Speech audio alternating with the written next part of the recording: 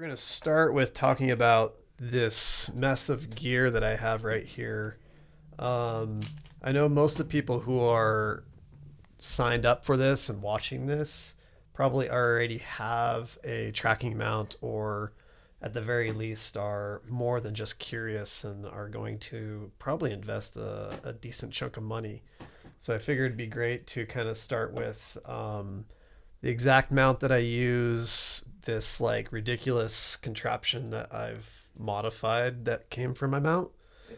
And then I've gotten questions from people about, now you have a tracking mount, you're using different settings and different gears. So what's my ideal type of gear that I use for uh, wide field, wide angle, nightscape tracking mount photography? So I've got my camera and some of the lenses that I use, and we'll go through those. And then afterwards, we'll probably take a short break after we go through all the gear, and then we'll jump into setting all this stuff up.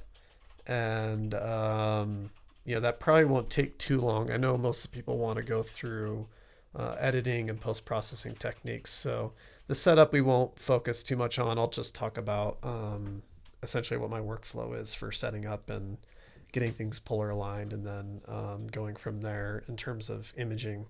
And I know some people were interested in how to do large panoramas, and that's where this huge honky dory thing comes into play. And then after that, we'll break it down, and I'll switch with Aaron and I'll sit behind the computer. I brought two sets of images to go through editing.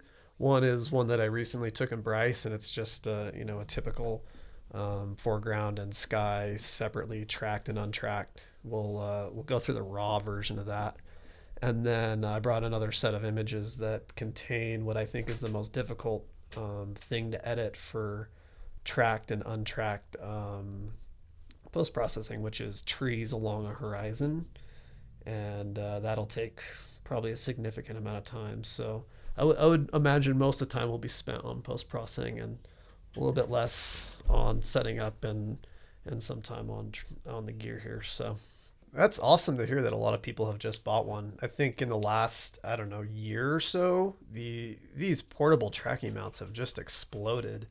I've been doing the tracking mount stuff for about 3 years, I want to say. And it's just amazing. When I first started doing this for nightscapes, there was essentially nobody who did this, and now it's become a pretty popular alternative to doing nightscape photography, but it presents its own challenges. So we can definitely talk about how to set all this up and how to do it the most efficient way. Because I think, at first people think it's a daunting process, and it is pretty confusing, at least initially. But once you do it a couple times, you'll realize that it's a breeze. I can get this all set up and ready to image, out of my car in probably under 5 minutes these days. So, depending on how cold it is and how much you can't feel your fingers because it's 10 below zero or something. All right, let's just jump into it. So this is the base unit for the Skywatcher Star Adventure. I have also owned and used for a substantial amount of time the Ioptron Sky Tracker, the original version. There's now an Ioptron Sky Tracker Pro, which is, I guess, a little better design. That's the one thing Ioptron did very well, is that they actually listened to their customers, because the original version of the Ioptron Sky Tracker had a pretty terrible body design and some flaws with its polarscope. So, but they've since updated that. It's the Ioptron Sky Tracker is a little bit different from the Skywatcher Star Adventure. I recommend this Star Adventure to people. Is that cool? Does it sound great? I'm gonna buy that one. Oh, you fools with an iOptron? What a waste of money. No, I think so. Ioptron now makes two versions. They make a Sky Tracker. Those of you that already have the mounts probably won't care too much about this, but if curiosity kills your cat and you're wanting to buy another tracking mount for whatever reason, I would actually recommend the Ioptron Sky Guider Pro. It's a little bit different. It's more similar to the Star Adventure, I still recommend the Star Adventure over the Sky Guider. The Sky Guider is a similar design to the Star Adventure. It has more tracking. The Star Adventure has more tracking speeds and more fine-tuned controls and stuff like that, which gives it a little bit more power in terms of setup and how you want to align your targets and stuff like that. The Sky Guider is a very similar price. It also comes with a counterweight and then the declination bracket. And basically, when you look at the two, they're almost a carbon copy of each other, except for the tracking options that you have with the Star Adventure. So, yep, this is the base unit of the Star Adventure. And then this is my Frankenstein declination bracket. So you can see this is the actual bracket here on the back. And then normally this is your declination plate. And usually this is attached like here. What I've done is I've removed this, and I have since bought and attached a Manfrotto 3-way geared head. And I'll explain why later when we set that up. And then on top of the geared head, you can see just a rotating pano head. So I've gone beyond just the absurdity of a geared head, but I've also put a pano head on top of that to add as much possible weight and confusion to this whole process. There's nothing necessarily wrong with using this declination bracket. It's actually a good thing because it has a fine-tuned knob on the side. So if you want to just slightly adjust your field of view, you can use this in combination with these controls on the side here. And that's great for just making small adjustments to what you're actually looking through your viewfinder at. A lot of people will put a ball head on here, which is fine. I think the ball head is great if you're going to do wide angle stuff up to maybe 50 millimeters. Once you go above 50 millimeters, you start getting into like 85 millimeter. This is my Samyang 135. At that point, I recommend people do not use the ball head.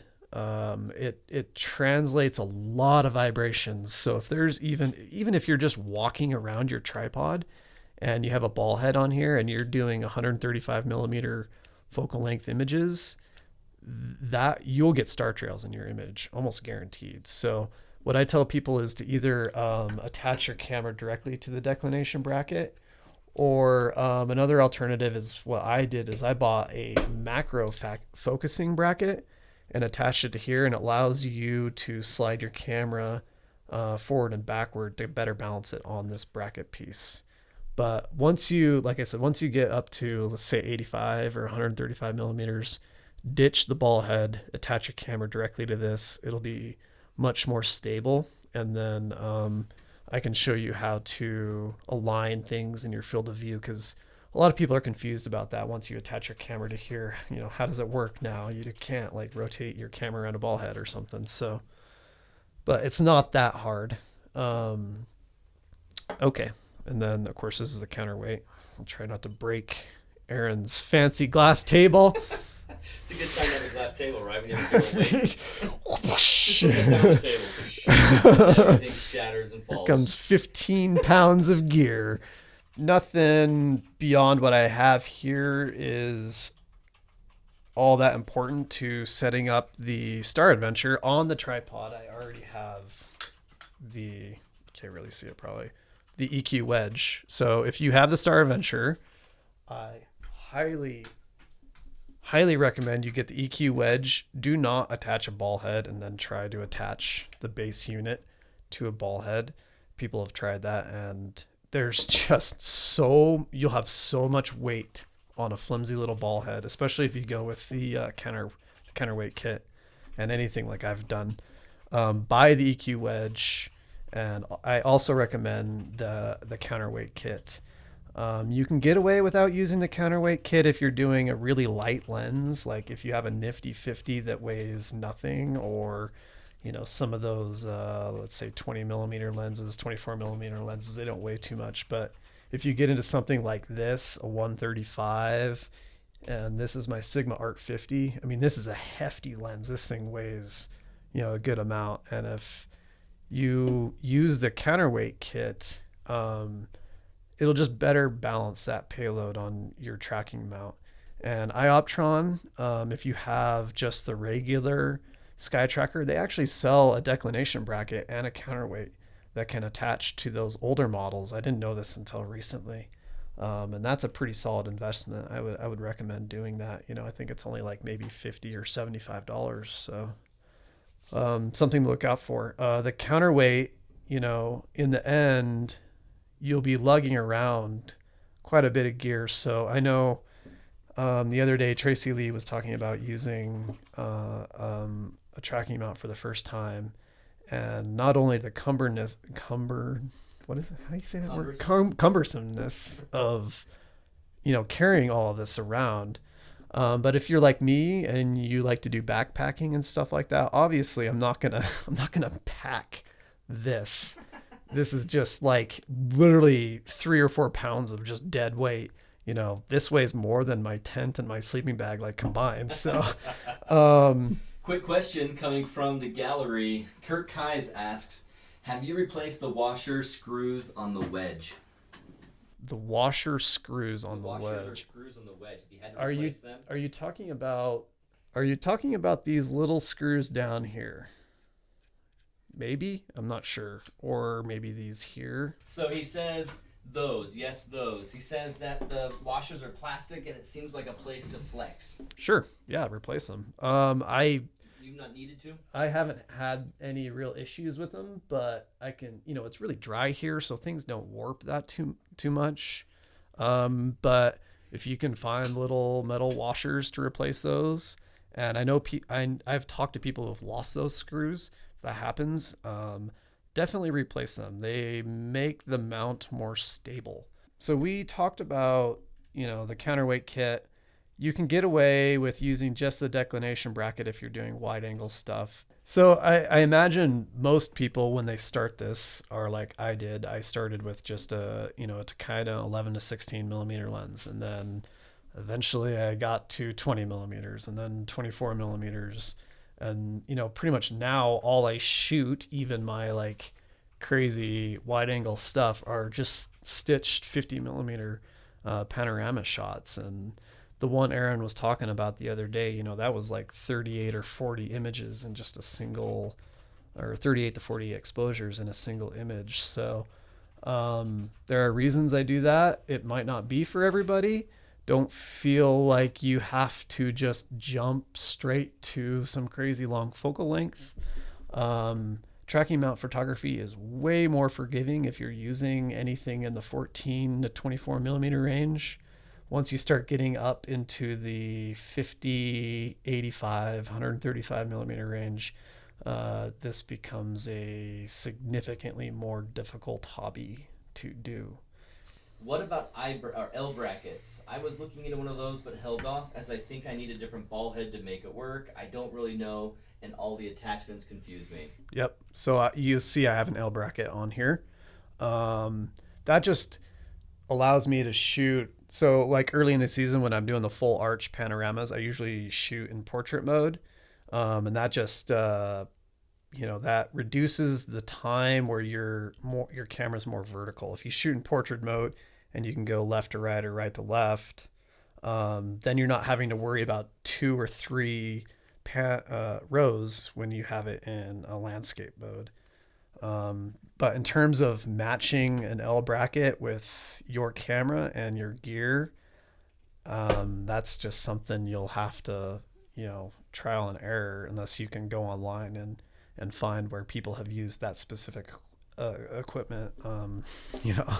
The number of combinations of stuff out there is so absurd. The last question that's pending is from John, and he says, what is the declination bracket again? The declination bracket, I'm sorry, I have tightened this on. So the declination bracket is this piece right here, just this metal piece. Ignore the 3-way. I've tightened this 3-way onto the declination bracket so tight, I can't get it off now.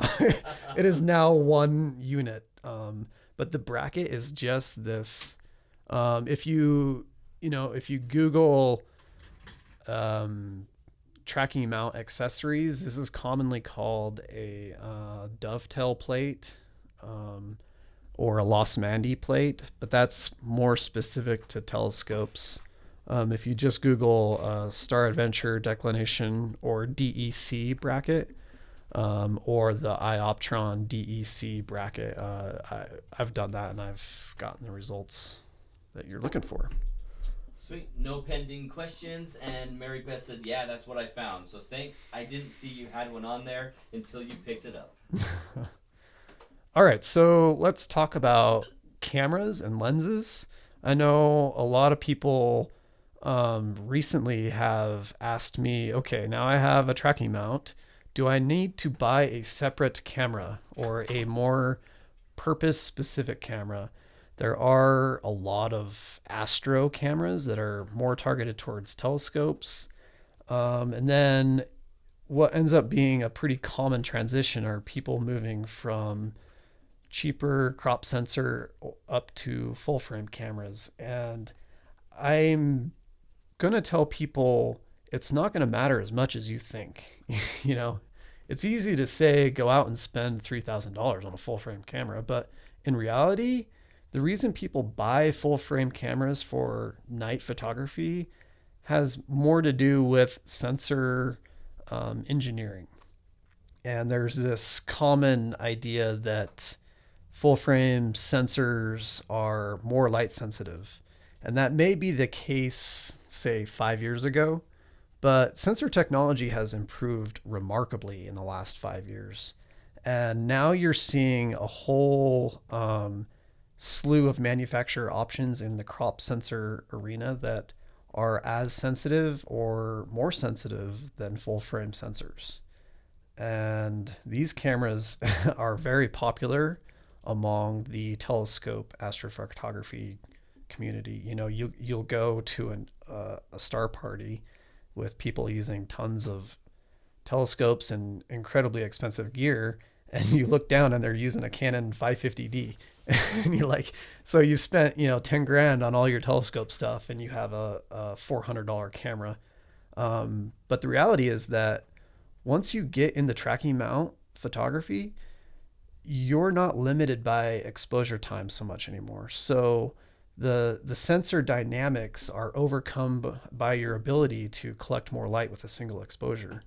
Whereas if you're just on a fixed tripod, you're not dealing with tracking mount stuff, your exposure time limited, and thus people are transitioning to full frame because for the most part, full frame sensors are more sensitive to light, or they can gather more light and convert that to signal. So if if you've just bought a tracking mount and you've just spent $500 or $600 on gear, and now you're in a crunch for money, I would say spend your money on a lens before you spend more money on a camera. If you've got, say you spent $500 on a tracking mount and you only have $1,000 left, I would recommend spending $800 on something like this, a Sigma Art lens, and using a cheaper, Nikon D7000. That's what I use with my telescope. It's a freaking 6-year-old camera that cost me $300, used. There's no reason to spend thousands of dollars on a camera when the lens is going to be significantly more important to you producing a very high quality image. Hey Eric, Josh asks, with the L bracket and 85mm lens, I notice you can only rotate in one axis. What do I need to not get vibration? Okay, what do I need to do to not get vibration and do my stitching? So I actually don't use the L bracket. If you're going to attach it, so an 85mm lens, I would remove this L bracket, and the Star Adventure can thread, the declination bracket on the Star Adventure can thread directly into your camera. And then this will be easier to show once we have it all set up, but your declination bracket can rotate in what's called the declination axis. That's why it's called the declination bracket. And then the tracking mount can rotate in what's called the RA axis. And again, this will be easier to show when it's all set up, but those two axes can cover 360 degrees of the sky. I know it's a little confusing at first, and you are a little worried about balancing at that point, but once you get to the point where you've done it a few times, you're like, okay, this makes a lot of sense. There's no reason to have a ball head, because you're going to have, if you have a ball head or like an L bracket attached to a ball head, your camera's going to be like this, right? Or it's going to be some funky angle, and you're not going to be able to balance the weight on the tracking mount very well. I can't, obviously, I can't do that with this monstrosity setup on here. When it gets to the longer focal lengths, I actually tend to use my telescope tracking mount. I brought that. I can set it up later, but it's quite a bit different than this. So I don't know if people are going to want to ask a lot of questions about that, because it probably won't apply to portable tracking mounts, which I want to focus on today, because most people are probably more interested in that. So like I said, so this is a D800E. Hey, real quick, Josh replied, "Oh, it's not confusing, but for example, to make a little panorama with various panels, I need to move in another axis." Am I explaining myself? Yes. So at that point, that's going to require a little more experience. So, as you're rotating in both the deck in the RA axis, so the RA axis is going to be constantly rotating, right? Because you're tracking the Earth. That's what the RA axis does. The declination, at least on the Star Adventure, has this fine tube knob, and your alignment from frame to frame won't be perfect. You have to account for, that shift. And so, if you're doing like a 10 panel mosaic, you're going to want to overlap each panel. I overlap on average 33% from one panel to the next. And so, as long as you can adjust both the RA and the declination axis with these fine-tuned controls, you can account for that overlap.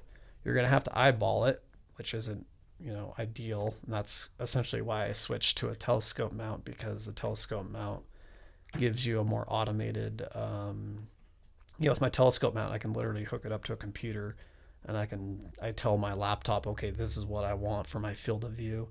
This is the lens I have. This is the camera I have, and then the laptop will do it automatically. But with your declination axis, you kind of have to peer through the viewfinder on your camera, rotate these fine-tuned knob on the deck, and then these RA controls here, and that will allow you to move the mount, in both what is essentially the X and Y axis. And that just takes a lot of practice, unfortunately. That's not something, I can readily explain without actually being Standing out under the to stars and like with all of our gear set up, which I'm happy to do, by the way. for $6,000 on a weekend. No, actually, I've helped quite a few people, and I'm always happy to help. If you want to bring your gear over to my house, like seriously, I've had people come over to my house and be like, okay, let's play around with this for a few hours, and I love talking your ear off and drinking beer and all that good stuff. So, anyways, he says thanks. It's worked. You answered it. Great. Hallelujah. So I was talking about cameras, and obviously there's a drive to get full frame and all that, but if like I said, if you are on a limited budget and you've already spent money on your tracking mount, spend money on your lens. Like, focus on the lens. I cannot underestimate or underscore that point. The lens is so much more important. It is just critical to gathering light. A lot of people are like, okay, I have a tracking mount, and I don't have to worry about getting an f1.4 lens or an f2 lens. I can go with f3.5. Like, don't take that mentality. I would always buy an f1.4 lens and then stop it down. Like, that's the beauty of doing tracking mount stuff, is that it allows you to stop down your lens and lower your ISO a little bit. and that will improve your image quality leaps and bounds. That's the one thing I struggled with for the first 3 or 4 years I was doing this before I did tracking mount stuff, was that you're shooting your lenses wide open and you're shooting at high ISO and you're introducing a lot of read noise, and your lens performance at its wide open aperture is usually not great. So invest in high quality lenses and worry less so much about your camera specifically. You can produce utterly fantastic shots with something as cheap as a Nikon D5300 or a Canon 550D. I've seen just mind-blowing astro shots from those types of cameras. So last thing I want to say is I get a lot of questions about astro modifying cameras. If you're doing nightscape stuff, if you're doing stuff up to 50 millimeters only, just avoid this, man. I self modified both my D7000 and at one point I had a D600, and great. It'll make it more sensitive to H alpha wavelengths. H alpha objects are not very visible in the night sky. Like, your H alpha objects are going to be limited to like Lagoon Nebula or Zeta Ophiuchi or something like that. And you're going to spend a massive amount of time learning how to use an astro modified camera, learning how to use filters that you'll need, and then how to post process those images is incredibly tricky. I mean, I spent months and months with my D600 doing wide angle nightscape stuff with the Astro mod, and it just, at the end of the day, it made so many headaches that I was like, I can't do this anymore. So I sold all of that stuff and just bought this D800E. All right, so let's switch to setting this up.